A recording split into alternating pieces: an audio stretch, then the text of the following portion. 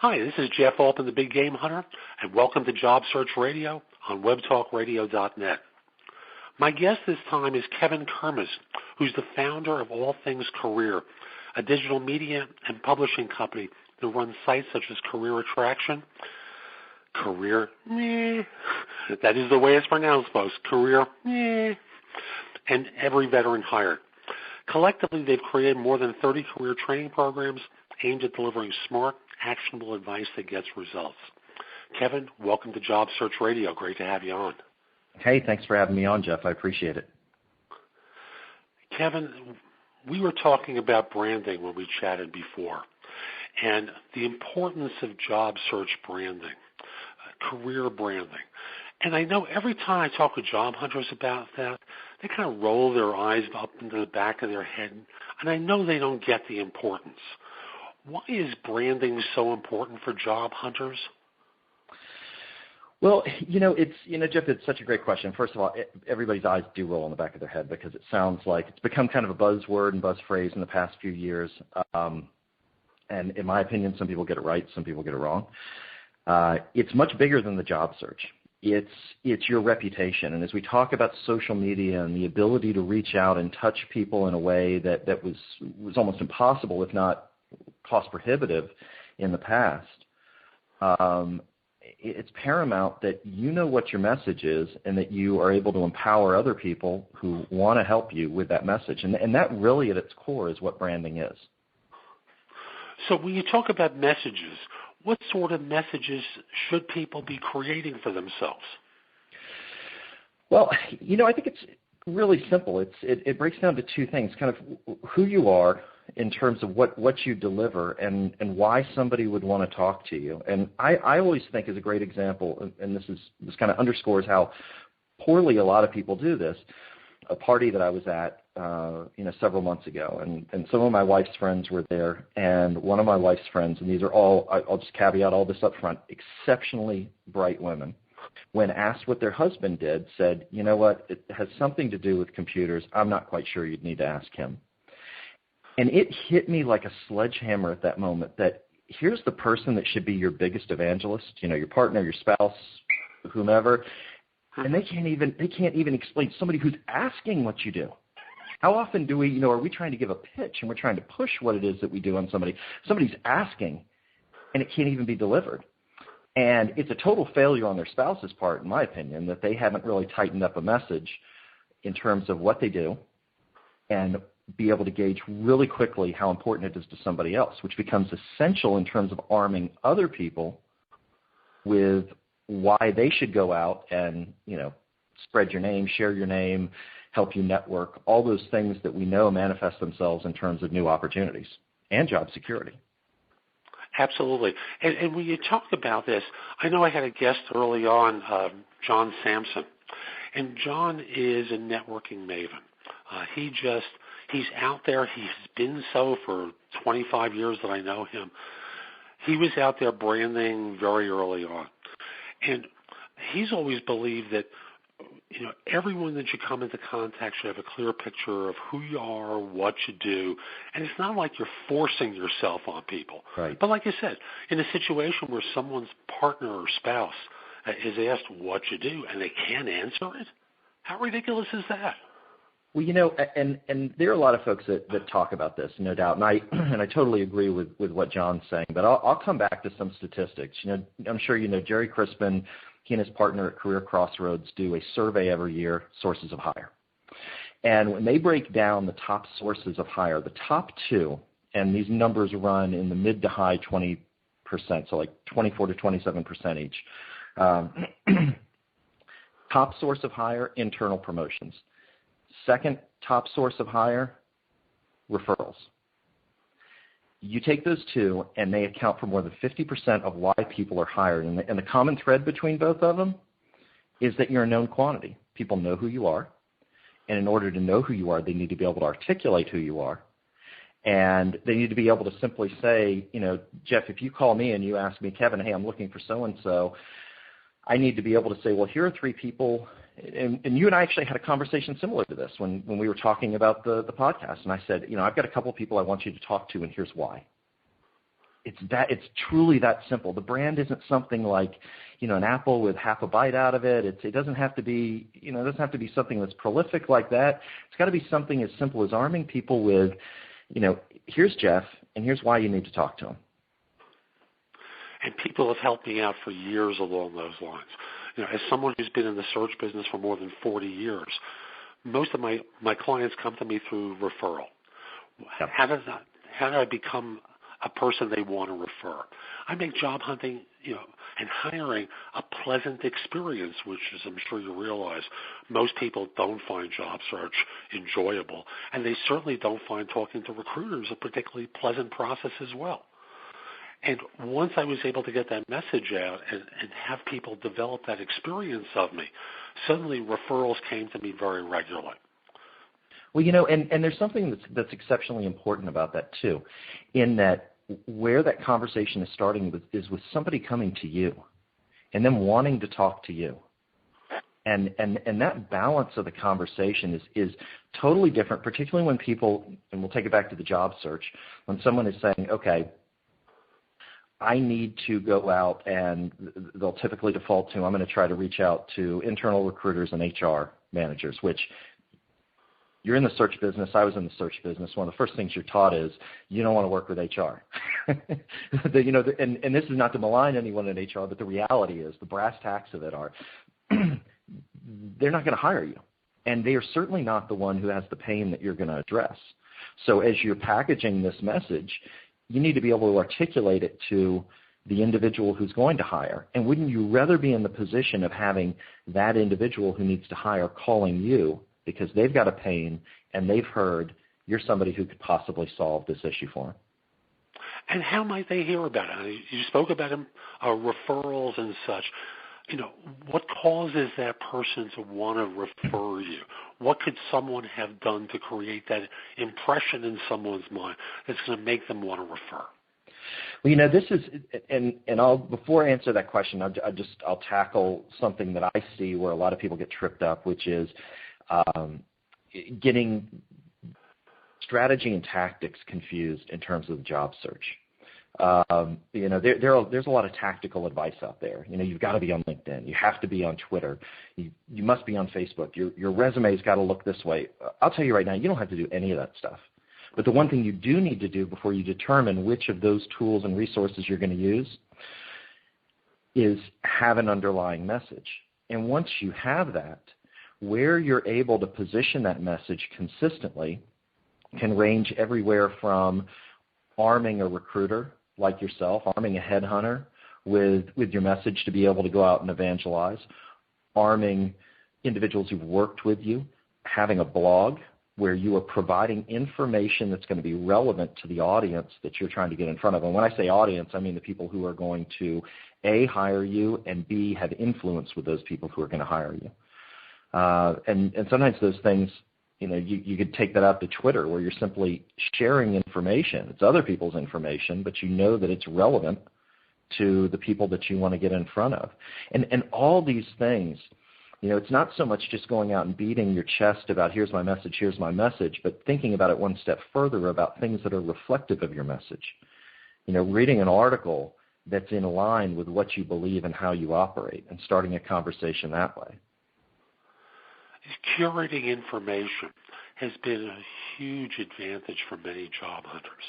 So whether it's in LinkedIn groups or on your profile, on Twitter, on Facebook, wherever, sharing that information allows people to see you as someone who is expert at what you do. I remember years ago, I knew a woman who was Merrill Lynch's, when there was still a Merrill Lynch's, first woman commodities broker. This is pre-technology, the pre-internet days. And she would casually send out articles to very wealthy individuals in order to create an impression with them. And a lot of them didn't respond, and some did. And she was able to open up any number of major accounts because she had positioned herself in people's minds as someone who knew what she was talking about from just sharing articles. It's amazing. Absolutely amazing. Oh, it is, and I'll use two examples really quickly. The first that I'll use is us, and we're in a similar business. in terms of the approach of sort of the financial advisor that you just gave. A lot of what we will do is what I call drafting. And drafting is building off of the other experts who write for our site. We've got over 60 experts that write for a variety of our sites and a total of 70,000 subscribers to those sites. As an individual job seeker, you don't need anywhere near those numbers. But what we're doing is it's the company we keep, that if these individuals are writing articles for our sites, their followers are going to take notice of what we're doing, and we have the opportunity. We got the opportunity to become a trusted advisor. It is a technique that I've used through some of the programs. One of the programs in particular we've run, you and I spoke about this, the Job Search Bootcamp, is showing people how to set this up. And I'll give one example really quickly. A woman by the name of Donna Reed, who is a program manager, and she operates using the Agile approach. There's Agile, there's Scrum, there's a few others. I'm by no means a project management expert. But what she did is she set up a website, and you can see this at, I think it's theagilistapm.com, or just look up Donna Reed. You've got to use the middle initial A because there is another Donna Reed that's slightly more prolific than she is. and you'll see what she's doing. And she built a site within a year. She had 10,000 subscribers to a site where she essentially was serving as a hub for information. So when she needs to look for another opportunity, and she's a consultant, by the way, so she's looking constantly. She's got to keep her pipeline full. She can do it in a non-pushy and sleazy way because she's constantly putting information out there and setting reciprocity into effect, and that is so, so important. You betcha it is. Again, part of what she's doing is creating an impression in people's minds as being a go-to person that can be relied on. Terrific story. Thank you. This is Jeff Altman, the Big Game Hunter, and you're listening to Job Search Radio on webtalkradio.net. We're going to be back in a moment with more from Kevin, but I want to talk with you about my Job Search Insider tip, which is about references. And I was reminded about this when I was speaking with someone earlier this week who had lost his job with a large consulting firm, recruited into the firm to help set up a practice. Someone was eventually hired in over his head, and now he was out looking for position. When I asked him about how his references would be from this firm, he commented, I'm not really sure. And I suggested now was the time to find out, even if it was a peer-level reference or someone he had consulted to while working for this organization. It was important to get his references in place now, at the beginning of his search, rather than at the very end where suddenly it feels critical. He would have time to prepare these references and reach out to different people and get them lined up as to what to say, even determine who the references should be, rather than waiting at the end when panic might set in and he's delaying giving the references to a potential employer, which might cause them to hesitate and become fearful as to whether or not he was the right person for them.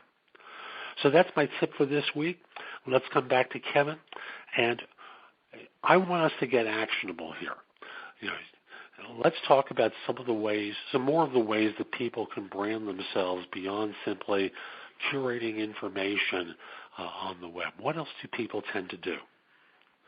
Well, I'll talk about one strategy, and it builds off something I just commented about earlier, talking about reciprocity. And really quickly, reciprocity as a social construct is extremely powerful.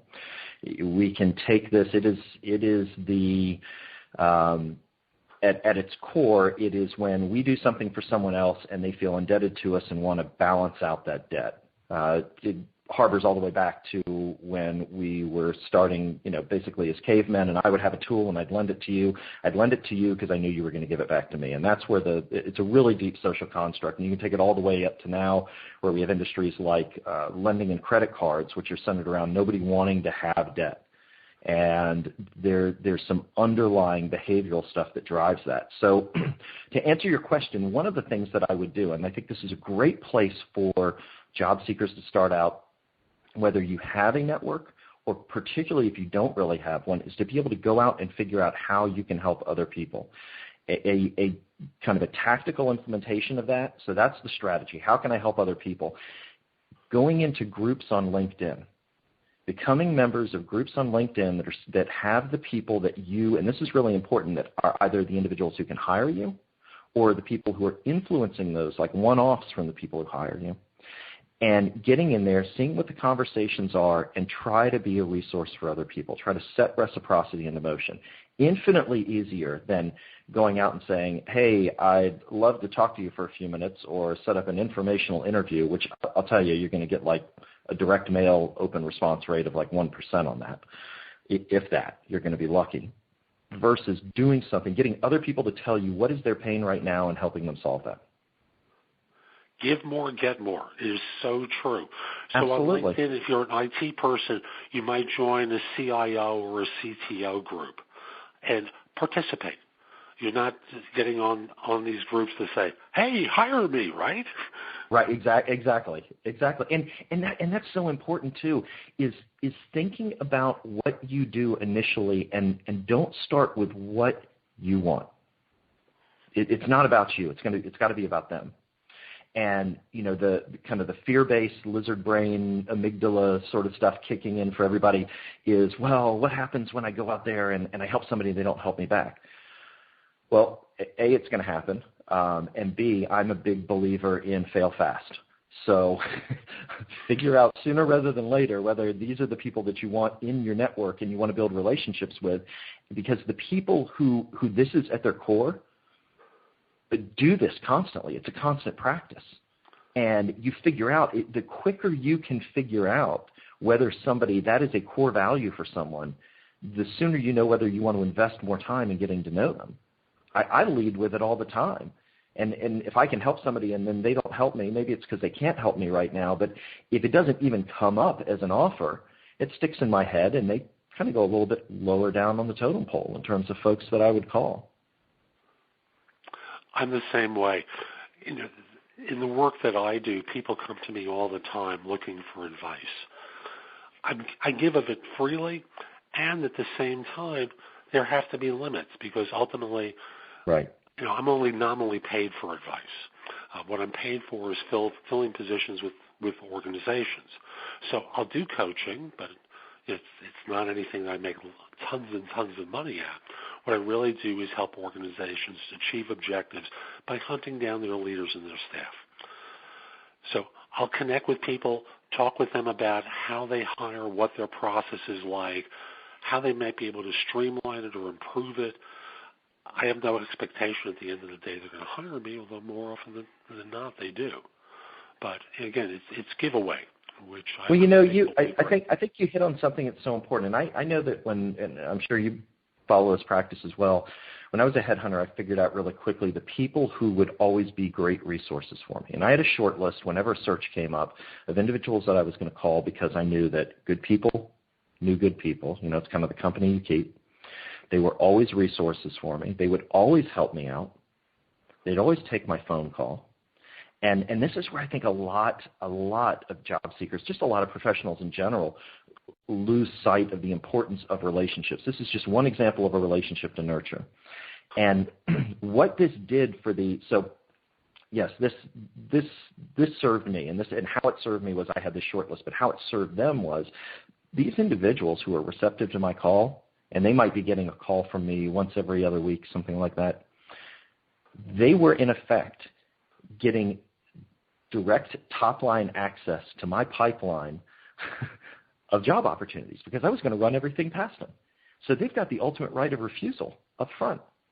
And how smart is that versus, the people who I will hear moan and groan and say, I called this recruiter and they haven't called me back and they haven't. Well, what are you doing for them? I mean, it's quid pro quo, and it's so easy to fix. I was speaking to a friend of mine in a job search the other day, and he's a senior level PR and communications guy, and he said, how do I approach headhunters? I've never worked with them before. And I was like, flat out, first of all, get an introduction from somebody else, because if you cold call these guys, they are so busy, you're not tied to revenue. It's truly that simple. So you better get lined up with that really quick. You need to get an introduction to somebody else, someone who they have a relationship with. Get on the call. You need to have a tight story. And folks in PR and communications understand messaging. If they don't, they're not going to be very successful at it. Get your message across to them, and then very quickly move into, what is it that I can do for you? Tell me a little bit about some of the searches you've got going on, and let me see who in my network I can connect you with. That becomes so powerful. And folks, for job hunters, no matter what level you're at, this is so true. The people who are coming to me, and I'm going to use slang from when I was growing up, who are purely mooches, who are there just to take, and aren't really concerned about my circumstances, I have to maintain a certain distance with. In contrast, the ones who have helped me over the years, I will leap tall buildings in a single bound to help. I want to help them get position. They've helped me. I want to help them. There's that reciprocity thing you were talking about, Kevin. It's so true. And I even take it a step further. There's a chief marketing officer that when I used to do coaching, I worked with, and one of the things I told him every single time, and he went through a search, and we worked together a couple times. And when he would start the new search, I would say, what have you done to maintain the relationships and keep in touch? Oh, Kevin, I don't have time to do that. And I said, well, here's what makes this really tough. When you go out because you need something, people see right through that. And the message they're getting at their core, if relationships are truly important to them, and you want people that relationships are important to, and I'll share why in a second.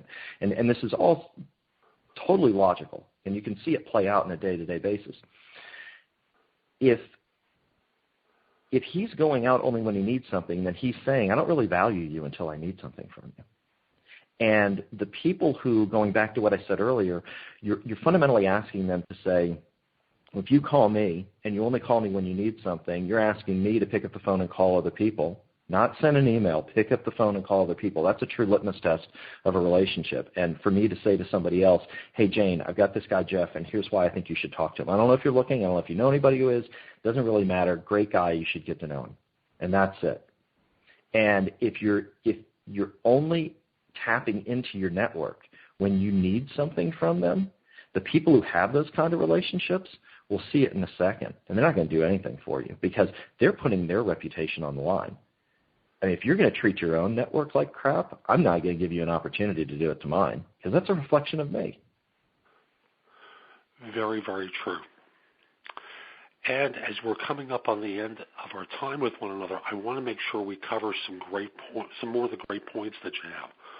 What else should people be doing to brand themselves and to create reputation in people's minds so they want to be helped? So they want to help, I should say. Yeah, I always think about when you're crafting your message, a mistake that I made really early on. And I was an infantry officer in the Army, and I transitioned out and eventually became a headhunter. Made a pretty quick transition to that. But one of the things that I was really focused on initially was what I was proud of and what I felt good about and what I enjoyed doing and I thought was valuable in terms of what I had accomplished as an infantry officer. What I came to find out was what I should have done, and I did this moving forward, and I did this with clients as a headhunter, is go back to the people who I had worked for, the company commanders, the battalion commanders, and find out what was it that I did that made your life easier. This is extremely important for people who are transitioning industries. Forget about what you think. It doesn't really matter what you think because you're not going to hire you. Let's go find people who hired you and you worked for before, and what did you do on a daily basis that was impactful for them? That becomes the message. Because going back to your comment earlier about references, you shape the references. You shape the references during an interview process. You shape the references during any kind of networking you're doing because you have stories. You've got vignettes that tie in with these things that you do well. And the vignettes should be shaped around the people who are going to go validate those stories. Not, well, you need to talk to my former boss. You need to talk to the former CEO. No, I need to talk to the people who experienced firsthand the things that you did that I want you to do for me. Very true. I go so far as to tell people they should put a few of those quotes on their resume. No more Absolutely. than 2 or 3. Yeah. Because those become symbols of what other people believe you're capable of doing, the successes that you've had, and just allows others to see how others see you as well. And that causes them to receive social proof, which we're all looking for, the testimonials from other people, and causes them to want to talk to us that much more. Well, you said exactly what I was going to say in response. It's all about social proof. It's why you see companies out there dropping their guard and being out on things like Facebook and Twitter. I can tell you all day long, everybody knows that an ad on TV is self-promotion. Everybody knows that a resume is self-promotion. The quicker you can move to other people saying, Jeff's fantastic and here's why, you don't have to do any of the heavy lifting. That's right. They become a sales force for you. Absolutely.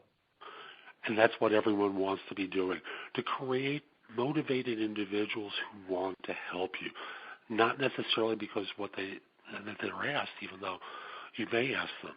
But what I found over the years, that people get ahead by being alert to opportunities. Sometimes those are internal to an organization. More often than not, they're external. And where do you wind up hearing about some of those? From people who will call you up and say, hey, I heard about this opportunity. It's not a recruiter I'm speaking of. It can just be a friend. My firm is trying to hire someone who. Why don't you come talk to us? And suddenly you have an entree into that organization. No, I completely agree.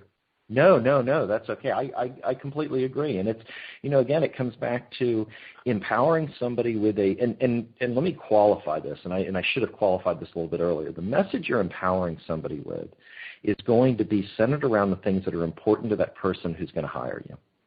And not, so many people will start out with, well, I'm a recruiter and here's what I did, and it becomes kind of like a laundry list of job responsibilities. Forget about that. Think about outcomes. What are the three things? If I was to sit down with somebody who is looking to hire before they jumped into a conversation with me about, tell me a little bit about yourself. Well, I'm 43, so there's a lot of ground we could cover, and a lot of it may be of zero interest to you. So more importantly, you're looking to hire. What are the three things? What are the three things that are keeping you up at night that are causing you to hemorrhage cash? You're losing customers. You're afraid other people are going to quit. What's the stuff where does this person have to stop the bleeding now? And if they haven't thought about it, it's probably a good sign that the person who's hiring is, a little bit of a mess. But putting that aside, most people are like, we've got to get this, and this done. Not somebody needs to have this many years experience. Here's the stuff that needs to get done. And that's when you can very quickly be able to start pointing in on what it is that you do well and where it's a fit. And conversely, if what they're looking for is something that you can't do or you won't do, cut slack and move on. And don't just trash a relationship. I know I just jumped into interviewing, but it's a manifestation of everything we're trying to achieve here. I mean, the outcome we want is to get an interview. So, don't just trash it. You've done. This is something I found so interesting. I don't know if you've seen this, Jeff, but I get questions from people all the time that say, well, I've gone through this interview process with so-and-so, and I connected with them on LinkedIn, and I did all the things I was supposed to do. Should I disconnect from them now that I know they're not going to hire me? Like, are you kidding me? You just did all this. You did all this work to build a relationship, and they know who you are. First of all, what I would do is I would leverage guilt right now. If you were the runner-up, trust me, how many people listening are realizing that every time that they get a call, forget about emails, because that's the coward's way out. Get a call telling you that you didn't get a job, you get it at the end of the day. You want to know why? Because nobody wants to make that call. They are not going to rip the Band-Aid off at the beginning of the day. They're going to do it at the end of the day. And that is the best time. Instead of being ticked off, instead of being defensive, that person who's calling you, the recruiter, the hiring manager, whoever, is feeling guilty. They don't want to make that call. You can turn that call around on them very quickly, and it requires being totally self-aware of this and leverage into, well, you've gotten to know me pretty well. Who do you know that I should be talking to? They've got your message. They know who you are. Like, don't trash it. Leverage it. Build off of it. And, oh, by the way, the person they just made the offer to, they could flake out. You may be the runner-up. Don't burn that bridge. I mean, they're just it's really interesting. And to me, again, it comes back to this concept of strategy versus tactics. And the strategy is we're looking to build relationships with like-minded people. And that is I know I shared this with you when we first spoke. It's the building relationships is kind of like I think it's the Chinese proverb of when's the best time to plant a tree? Well, the best time to plant a tree was 20 years ago. The second best time is right now. So there's no time like the present. You start now. You water the tree. I feel like going into Chauncey Gardner from Being There.